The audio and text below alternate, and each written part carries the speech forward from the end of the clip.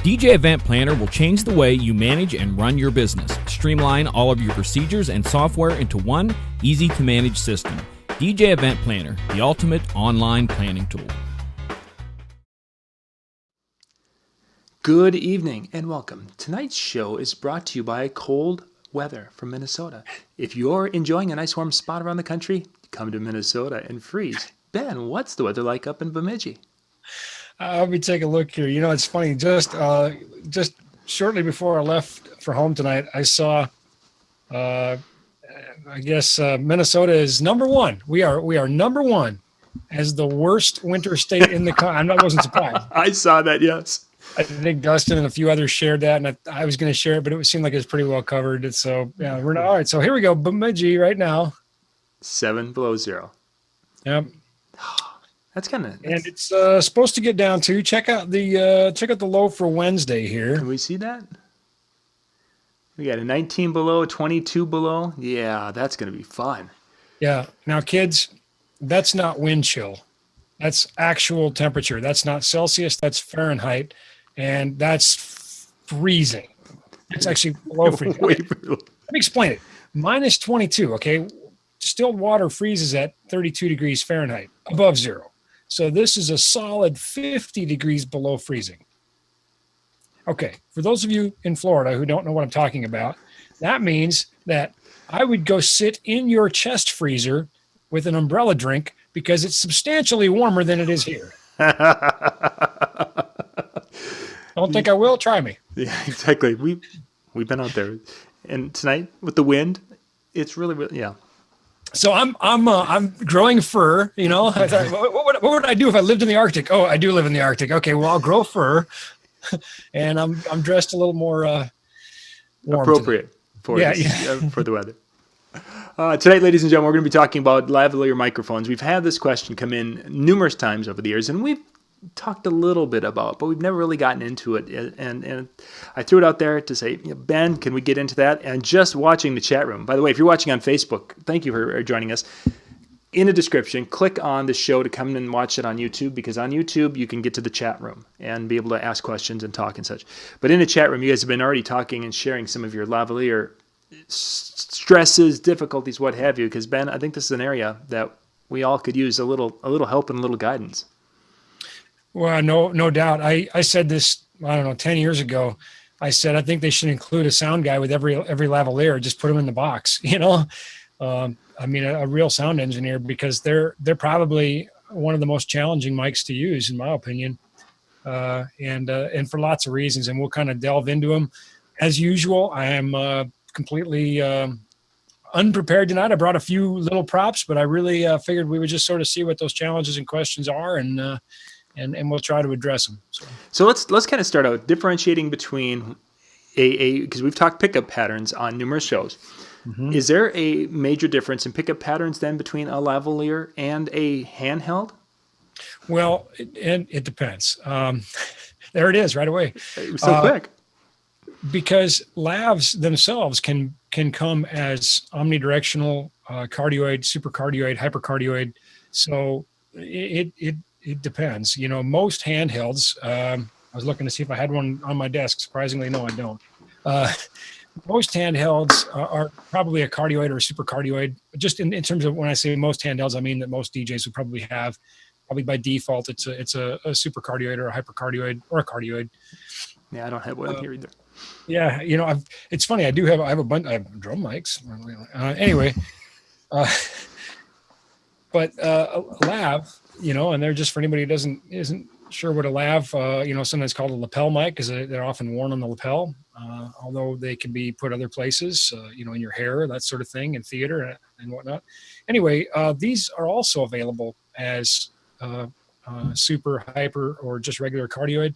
But probably one of the more common lav elements, maybe by a factor of 60-40, it's not overwhelmingly more common, would be an omnidirectional, meaning that this lav will pick up in all directions around the mic, which leads us to a great tip that I'm going to give you later, if you're good and you remind me, because I'm attention deficit, that omnidirectional can actually work very much to our advantage. So remind me to come back to that, John. Okay, I will definitely do that, because omnidirectional has always been a word that makes me cringe and thinking it's a bad thing.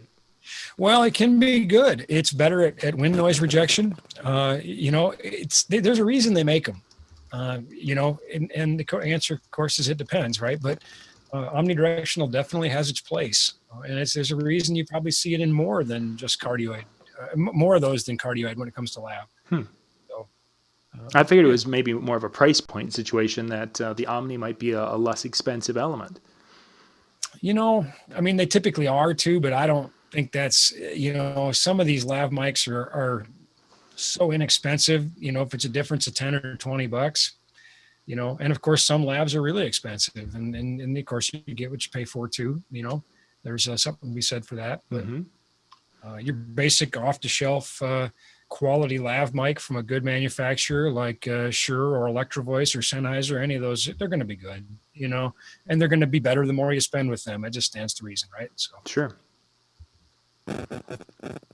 So what are you seeing on the chat board, John? Well, they're talking about somebody said, how do you put a lav mic on a bride? And there's a lot of suggestions.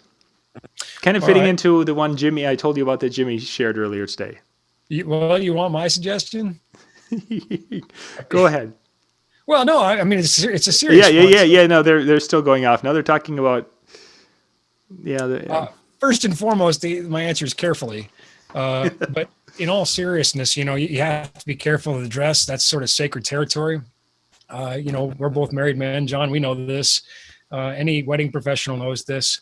So in this lav example, we see that this has a regular clip. Mm-hmm. Yes. All right. And you might say, where in the world am I going to put this on a bride? Because, that dress is,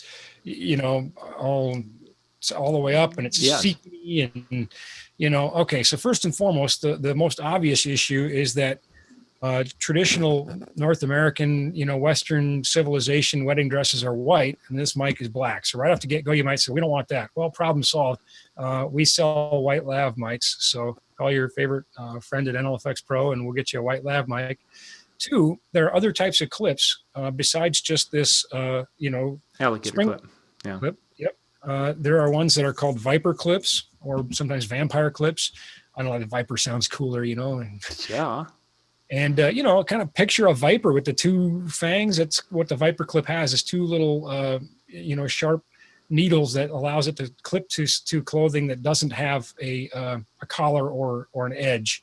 And then another really cool thing, we also sell a magnetic lav clip. So you can simply put part of the magnet behind the dress and the other part in front, and it'll hold the lav in place. Now, film people and other audio professionals, are used to putting lavs on people. Not everybody is used to having a lav put on them. This can be maybe a little disconcerting.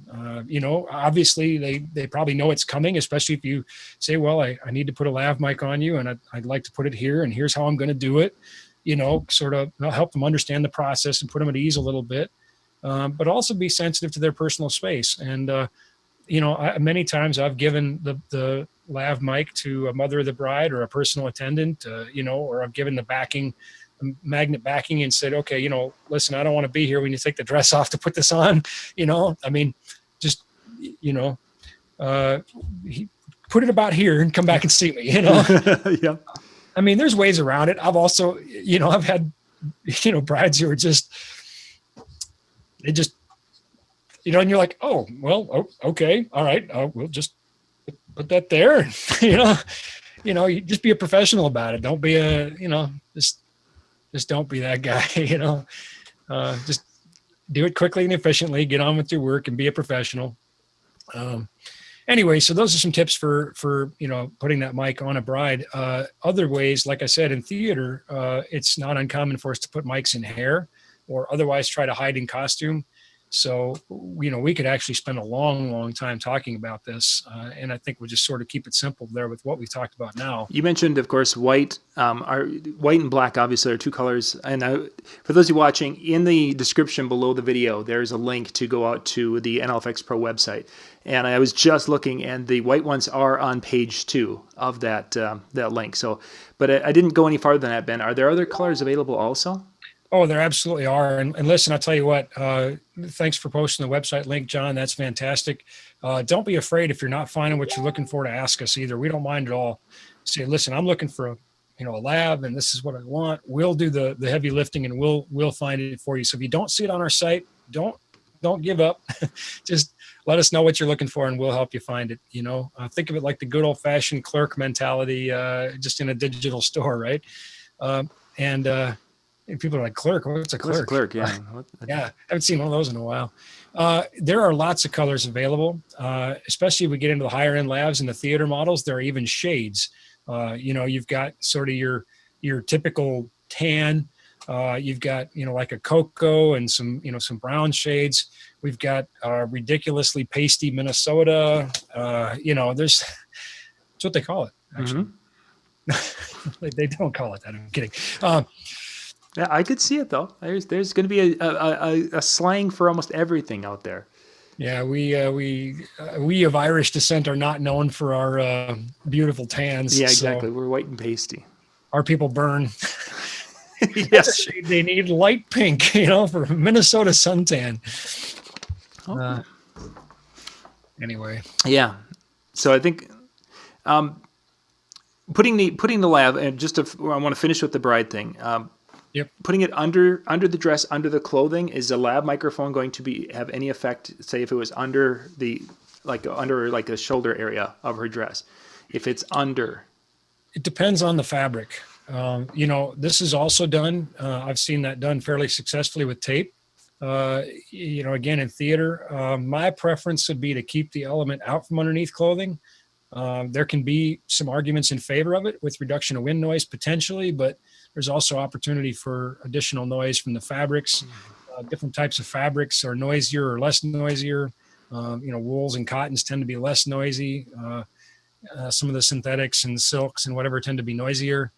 I don't know. I'm not a fan of putting it underneath stuff unless I have to. But I'm not really a theater guy either. So sure. I think if you had a different guy in the seat, you might get a really different answer, but it's my show. So that's right. So we're going to go with that answer. Yeah. Okay. I don't like having it under clothes because it sometimes I feel depending on the nature of the fabric, it can also attenuate some frequencies more. And that can be troublesome. It could be a bad thing. Yeah. It's not so good. Neither's my English. Words is hard. Words is big stuff.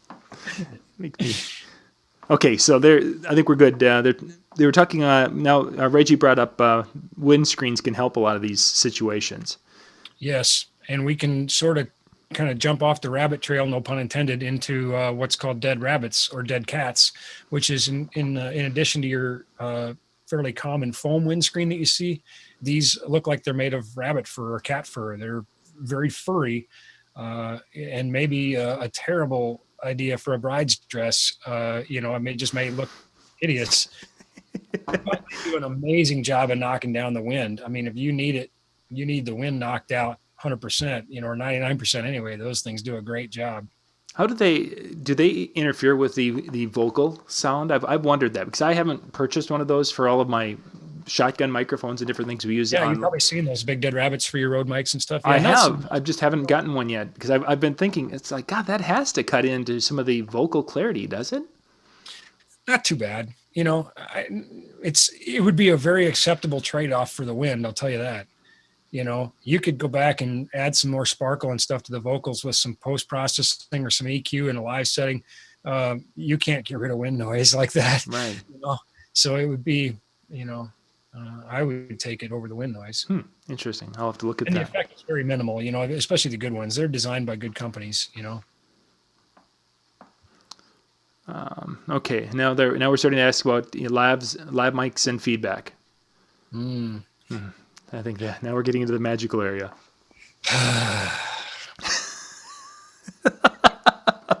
The big sigh. Like I said, every lav mic should include a sound guy. So, all right. So before we talk about feedback, let's talk about lav placement. And I think that is a really good lead into why feedback's an issue. Because we get into the inverse square law, where that's every doubling of distance, we lose 6 decibels, and that has to be made up for by gain. And then there's the feedback triangle we've talked about. That was a triangle, wasn't it? That's pretty close. All right, triangle. I thought it was a heart, upside down heart. I was wondering what you were trying to say. There it is. For my viewers, there's a feedback triangle, which is relation of the source to the element to a speaker. And we've done entire shows on feedback, and they're worth a watch. They're better than just about anything on Netflix right now anyway. So anyway, maybe not, I don't know. But let's dive into placement, and let's talk about some pros and cons there, because there is some balance here. I mean, if you were to ask me, would I take a lav over a handheld? No, never. From an audio standpoint, I would always take a handheld. So why in the world would you ever want to use a lav? Well, for the obvious reasons. It's small and you can clip it places, There's some real advantages to having a lav over a handheld. There's some real advantages to having a head worn over a lav. For example, if the lav is here on my sternum, which is where we're going to sort of shoot to put it, and we'll talk about that in a second, and I turn my head, well, the distance has changed a little bit maybe, whereas the head worn, it's very consistent and it's closer to the source, but that might not always be an option either. So we're going to say you're using a lav, so it's the right choice. So how do you do it, right? It's my own little tangent there. You like that? I do. But you made it eventually around with the tangent. You were headed down the road to the left, and then you just turn back at the last second, and boom, you're there. If you give me enough time and I say enough words, it sort of makes sense after a while. Or we forget where you were going in the first place, and this new place sounds. Forget where I was going in the first place. It sounds exactly like we were there. So, and everybody just follow the bouncing ball. Can you imagine what it would be like to live in my head, John? No, no. It's a trip, let me tell you. So I've got my friend with me here today. Okay. Yeah, look at that snazzy shirt. Yeah. He's wearing his finest threads. Yes. Yeah. All right, and we've got our lav mic here. Okay, and I'm going to see how cleverly I can do this. Yeah. I've never tried this before on camera or on a plastic person. Now, will we be offending plastic people right now by this demonstration? We'll see if they can comment. So we're going to shoot for roughly the sternum. All right. Now there's an episternum and a zipisternum and an homosternum, and it doesn't matter. Just sort of get in the neighborhood. I don't even know what those different ones are. I just know they're there. Anyway, we're going to sort of shoot for the sternum. And the reason is that we want the best balance of gain loss from the inverse square law and proximity effect. The closer you get the mic to the mouth, the more it's going to affect the tonal quality of the audio. And you'd say, well, I thought you just said it was better to have the mic towards the mouth. That's true with mics that are designed to be there. Lavs are designed not really to be there. So if you have the opportunity and you want to play science fair, you could try moving it a little bit, and you might find a spot you like better. Oftentimes we don't have that luxury with brides and that sort of thing, and you got to work with what you got. But anyway, this is a pretty good starting place, sort of right about here. Yeah. And then we're going to do something that's called a broadcast loop. Just sort of good, I guess good policy here. This is hard. I've never had to hold a person up while I did this before. Yeah, typically they stand on their own, but They do. But we'll give it a whirl here. Excuse me, sir. I'm going to put a lav mic on you. Can you lay down? I've never done it standing up. Can you lay down? So there you go. Okay. I've only practiced on plastic people. Could you lay down? And please hold really, really still. This is actually quite difficult because there's the back is hollow. So I'm actually finding out how much more I appreciate doing this on real people, I think. This, ladies and gentlemen, is Quality TV, where we are going to be That's right. practicing Putting a lav mic on a plastic mannequin, a half of a plastic or partial. All right, we got her here anyway. Okay. So there's my little broadcast loop. All right, just here. It helps a little bit reduce the strain on the cable, and also will reduce our noise a little bit. You don't have the cable pulling directly on the element. And here, of course, I would just continue to tuck this in and maybe ask my person to just unbutton their shirt, slide the, lav cable down, or maybe I would do that for them if they were comfortable. And I'd say, here, do you mind if I just run this cable for you real quick? Oh, no problem. Okay, great. You could also poke the cable through and kind of fish it down. It's a matter of preference. Right. I think probably more so for your subject than for you. They're the ones that have to be comfortable. We're audio people. We don't really care. I mean,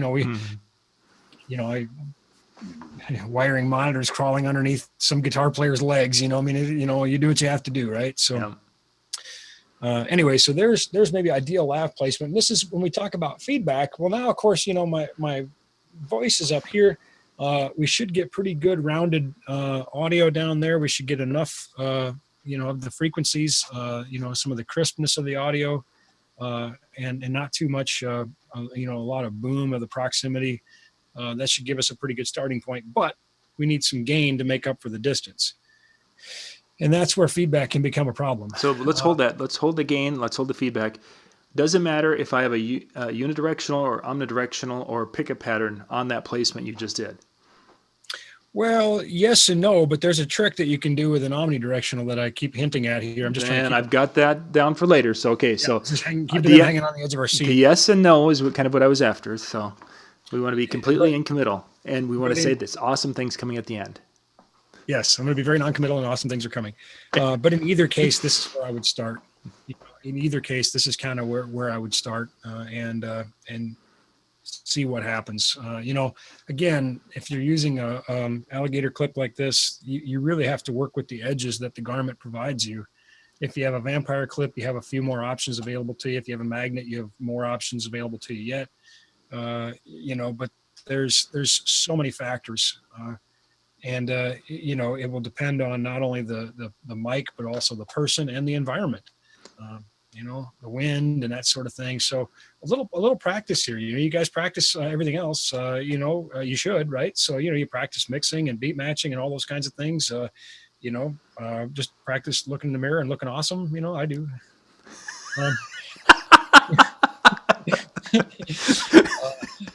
You could take a lav and practice a little bit and just see where you get the best sound out of that lav and what you like and what you're comfortable with too. So go find yourself a plastic person and give it a whirl. That's so fun. One last thing before we get into gain and feedback.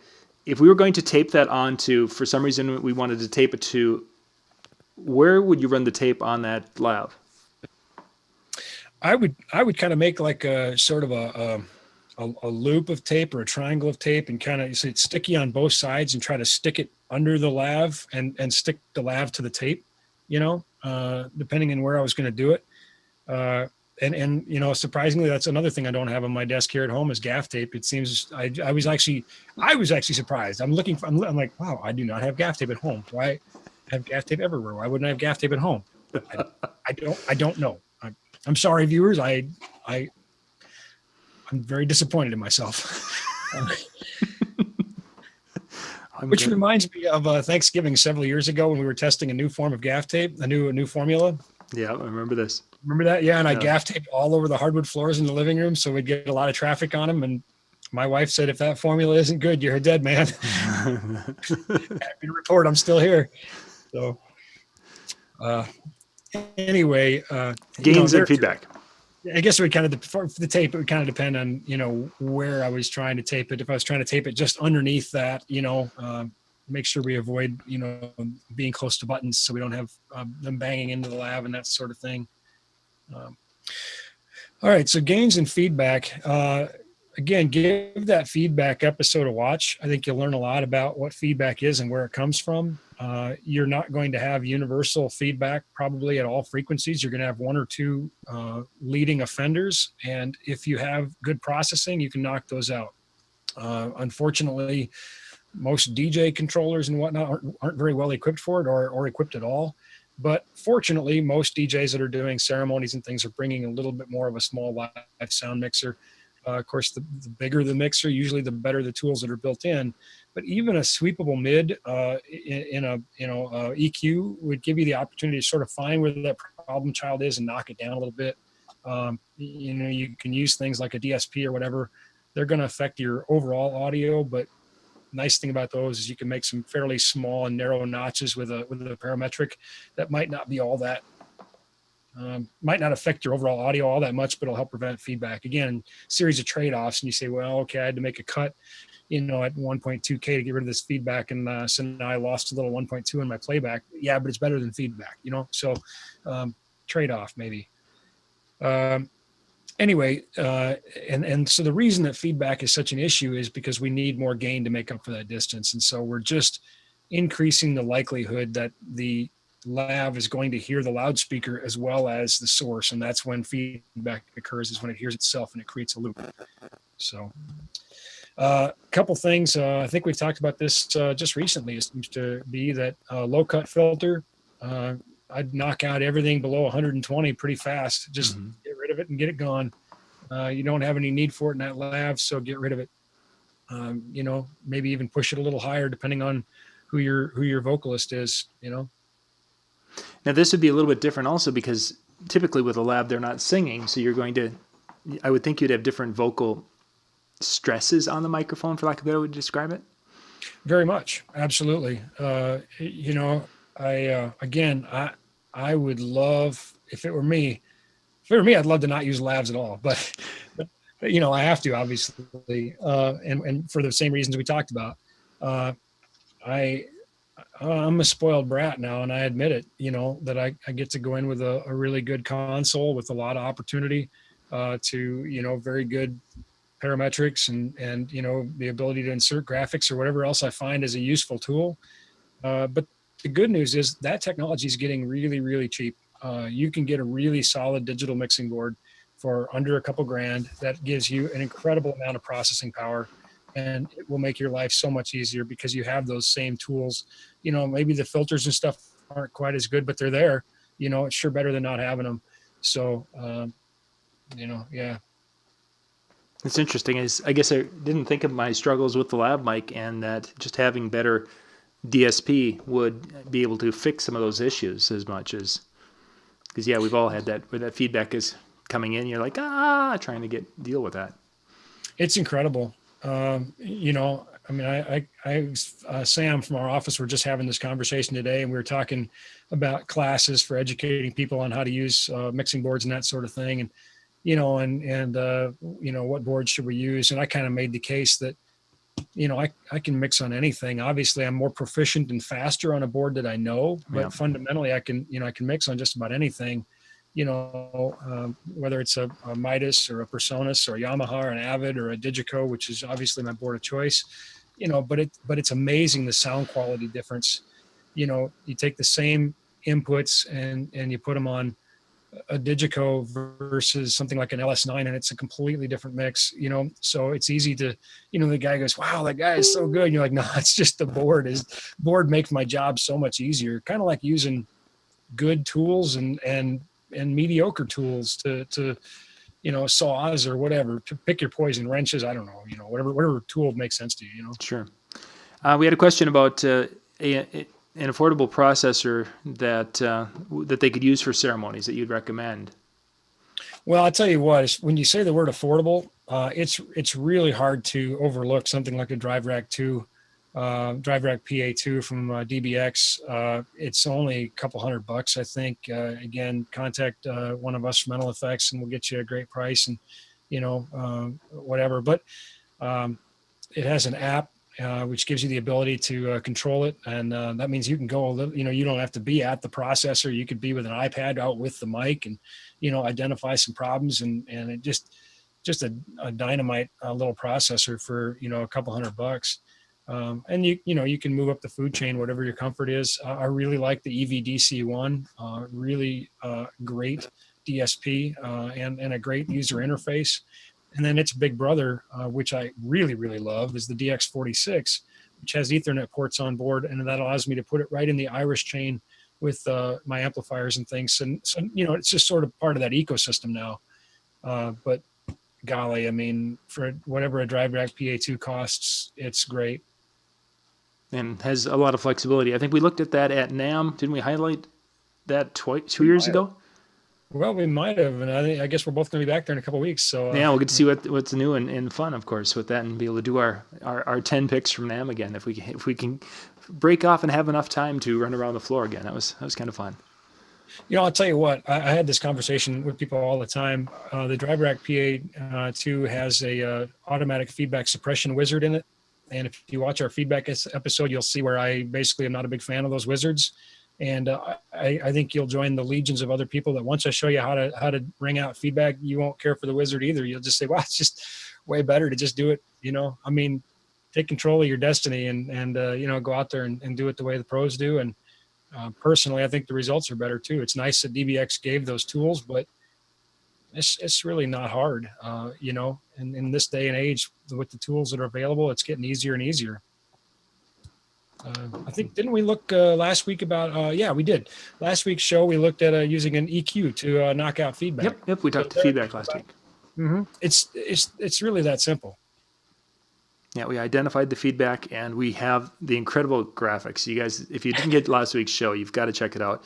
The graphic it's a free show, all right? It's free. Okay? It was beautiful. I mean, there was the whole challenge that was presented, and the conflict was there, and then the resolution slide. It's a free show. It was beautiful. I wept.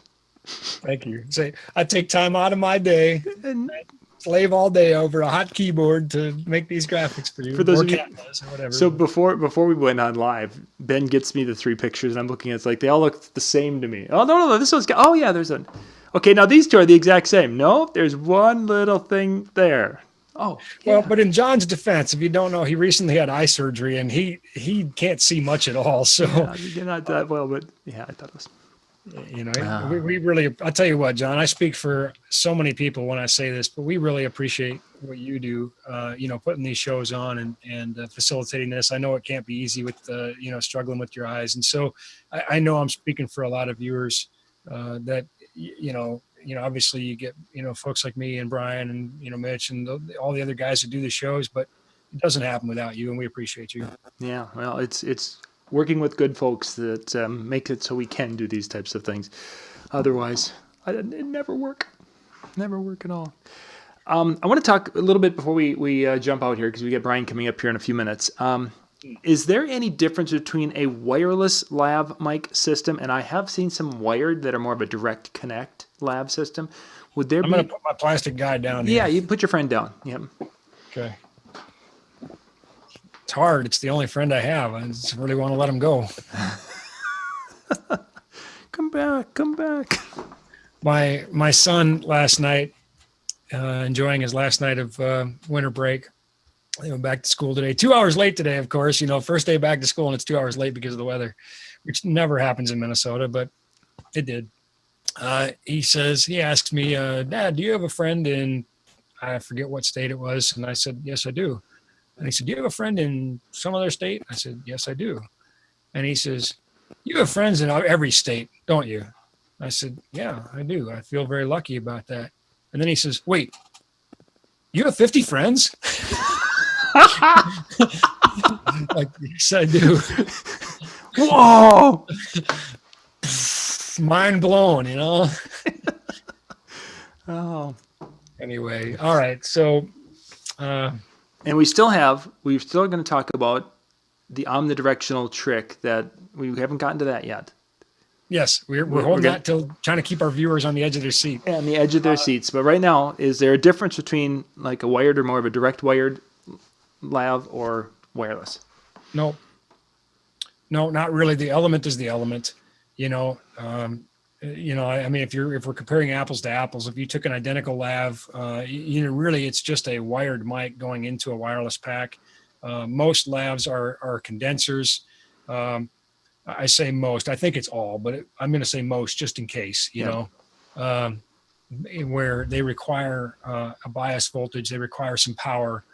which is facilitated in this case by the wireless pack. Otherwise, it's facilitated by a phantom power from your mixing console or a phantom power injector. But the elements are the elements. You could cut the cable and wire it for a mixing board. Noting though that you might need some circuitry to do that. Again, that sometimes it's a little harder than it seems. There's depending on how they've wired it with the power coming from the pack. We talked about there's cool different things like Zener diodes and stuff in there to make it work. But, Yeah, things that my son knows all about, but I don't. He's like, oh yeah, this circuit has this and this and this and this. He's a sharp kid. Yeah, he knows, and he's got the steady hand and can solder. Yeah, I don't know where he got that from. It wasn't from me. Well, maybe in 7th grade you had a steady hand too, but yeah, that was a few years ago. So the different quality we talked about. There's a price range of lav. What as we go up, when we're talking handheld microphone, the element we get a better element, and it can give more of a rich sound, and we can have more of a defined pickup pattern. Mm-hmm. As we go up in price with a lav microphone, what are we getting for a benefit from going up besides better quality? How would we notice it?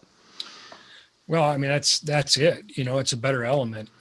You may have more gain before feedback. You may have, better, audio reproduction, just, capturing more frequencies better. It may be that it gets smaller. Countryman's got a couple of great lavs, B3 and B6, and they're not much bigger around than the cable. It's pretty remarkable. And that's really important when you're trying to hide these things in costumes and that sort of thing. But I know that this answer just sounds like a cop-out to say, well, it's just better, but it's generally better in a lot of ways. So not much different than a vocal mic. You might say, well, these two look the same. Boy, this one sure sounds a lot better. There's an old saying, garbage in, garbage out. It's less that you have to try to fix at the board and less that you can't fix, sometimes. So. And of course, there are situations because of wind or what have you where you just can't use that lav microphone. I mean, I think we've all run into that one, and I don't even think. I mean, do they make a windscreen good enough for a lav mic that could handle an outdoor ceremony with a good breeze going across? Well, those dead cats and dead rabbits that we talked about, that's by far the best. I know they're unsightly, but again, you sort of get into a trade-off. Well, what can I do about it here? It's interesting. I try to be a pretty humble guy and a pretty understanding guy. Obviously, I come from a very humble background, and so I try not to be too judgmental. I think that's one of the reasons we do this show is to help people learn who want to advance. But I just saw a thread. Maybe it was today or yesterday on a forum, and somebody was asking about microphones, and it wasn't lavs, but somebody is saying, well, I have insert the name here, and it, kind of one of those no-name $50 wireless mics. And he goes, I think it sounds amazing. Mm-hmm. And I'm thinking there is no universe in the world that mic sounds amazing. I mean, if you were to give it to a lead singer, they would literally throw it at you. It's just such a terrible sounding mic.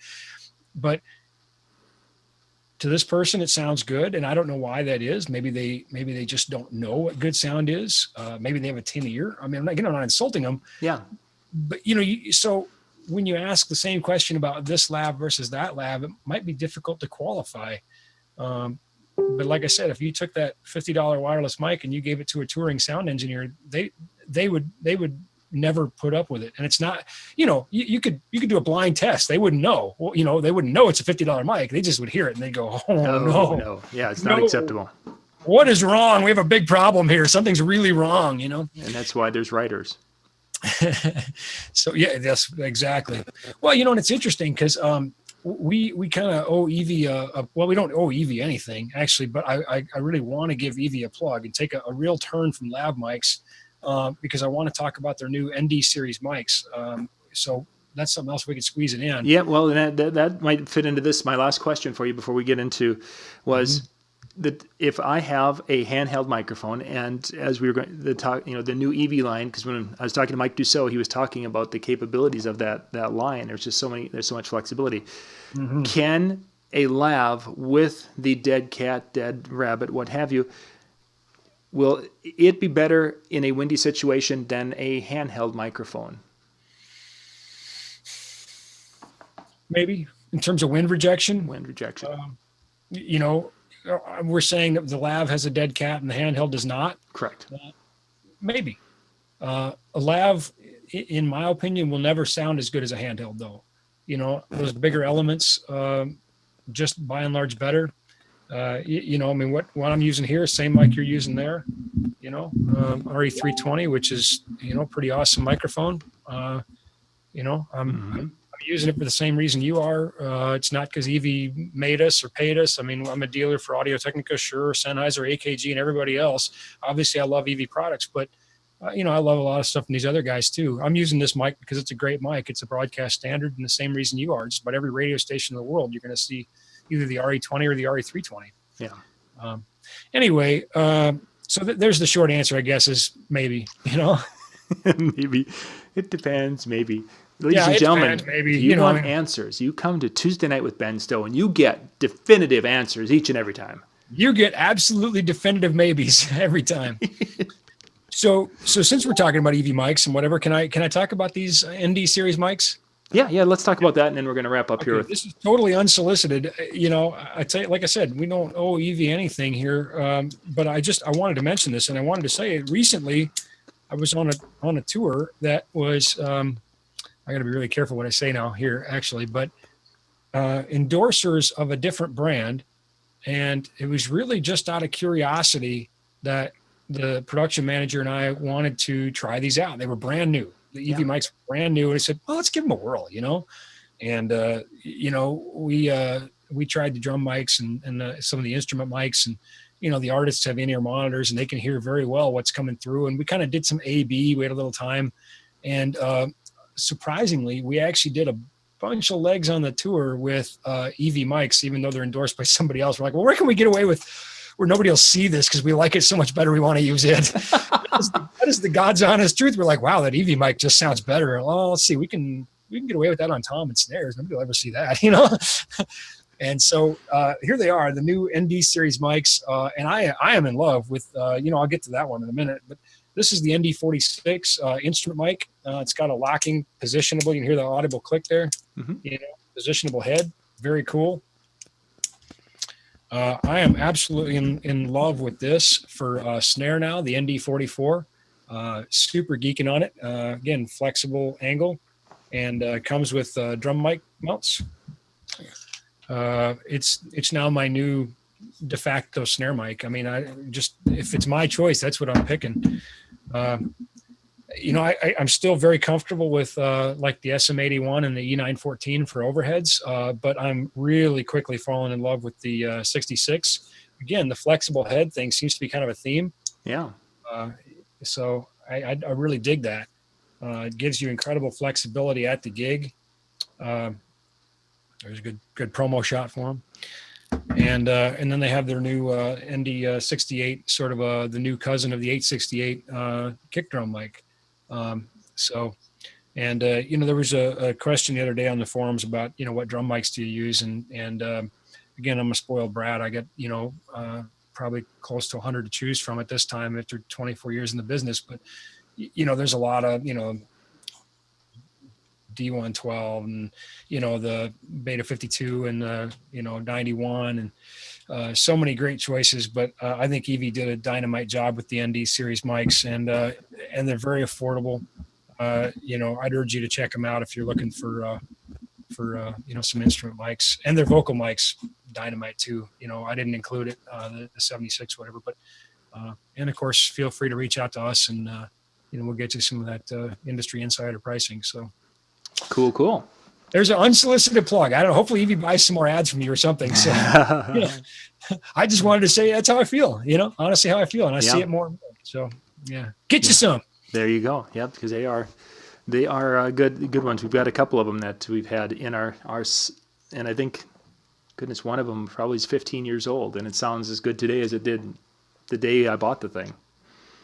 Like I said, can't give it a better endorsement than that. And, when a couple guys try it, a professional musician, a professional front of house engineer, production manager. None of us just woke up, yesterday. We were born yesterday. I guess we did wake up yesterday. Anyway, but we all know and have strong opinions about sound, and it wasn't a tie or wasn't a majority vote. It was an absolutely unanimous vote. Mm-hmm. We were all like, wow. It sounds good. Yeah. And I think it surprised them. I think, the one guy didn't have a lot of experience with EV mics. Certainly, not what he was used to. And I think he was very surprised. So anyway, all right, enough kissing up to EV. So now we need to talk about the benefit of that omnidirectional microphone. We've been toying around with it. We got to get that because Brian is headed in here in a couple of minutes. Yes. I'm Brian Red's opener. All right, we'll try the plastic man trick again here.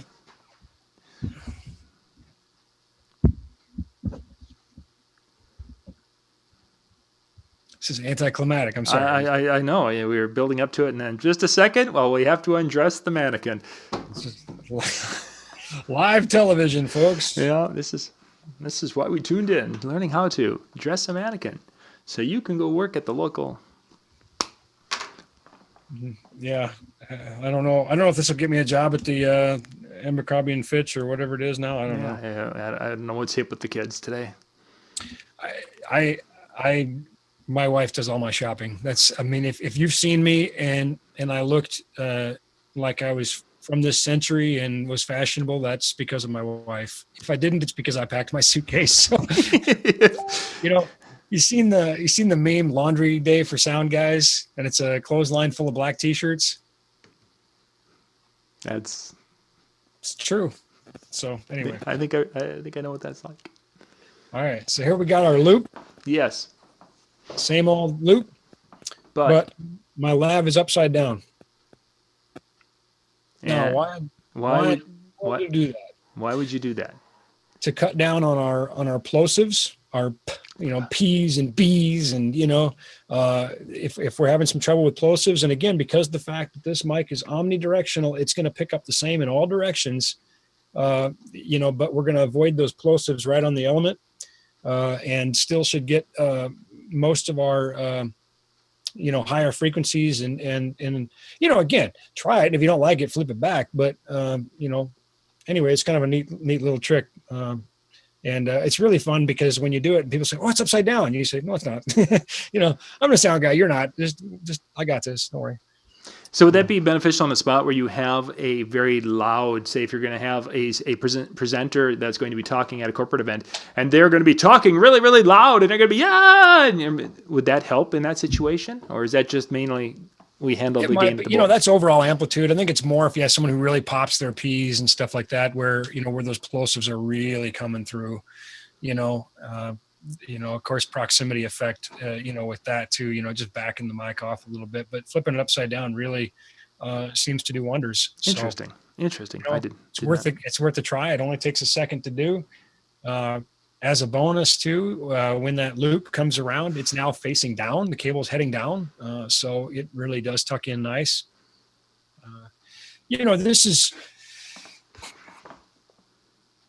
I've said this before. I think if you got 10 different sound guys on this show, you might get 10 different opinions. And maybe all of them are right. I don't know. I think that there are some really hard and fast rules. There are some absolute laws of physics that are irrefutable. And then there's art form. And I think there's very much an art to this. So this is much more on the, if it works, it's the right way. So we'll wrap it up with that. Ben, thank you much for your time tonight. Gang, again, if you want to go and check out the different assortment of lav options that they have at LFX Pro, down in the description below is the link. You can go check that out. They also sell gaff tape, so if you really want to, you could go and you could send Ben a roll of gaff tape for his basement. No, don't send me gaff tape. I'm Just kidding. buy our gaff tape and use it because it's great gaff tape and it's very affordably priced. But I have no excuse for not having it in my house other than I guess I don't gaff things in my house. After the floor, your wife just that's- cleared the house out. She's like, he's not having this in here again. I know what's going to happen too. And as soon as I leave my little geek cave here, I'm going to find a roll of gaff tape in this house somewhere. I'm sure it stuns me that I don't have any. I just didn't see it in front of me because one of the other things you can do, and I think I mentioned this, I hope not, otherwise I'll squeeze it in, is you can make that secondary loop and just put a little piece of tape around that. And that'll help, put a secondary loop that you're going to tuck underneath the shirt. And that'll help with noise from the clothing and whatnot. So Keep everything together. you would use some gaff tape for that. Good, Still good. -7. I've been watching the temperature. It's sort of like the movie The Day After Tomorrow where it, but I guess not yet. So Yeah, it's getting cold. So, gang, we'll be back in about 10 minutes with Brian Red tonight. Ben, thank you much. Next week, are we going to be able to do it? What's this? Are you on the road? let me check my schedule. Let's see. Next week I will be on the road, but I think we can probably still do something. I'll be I'll be at the Target Center, but I think we could get a connection from a hotel or something. So. Nice. Well, let's see what we can do, and we'll let you guys know. Just watch the Facebook channels, and we'll post links and such once we have it figured out. So, Ben, thank you much. Gang, we'll see you back here in about 10 minutes.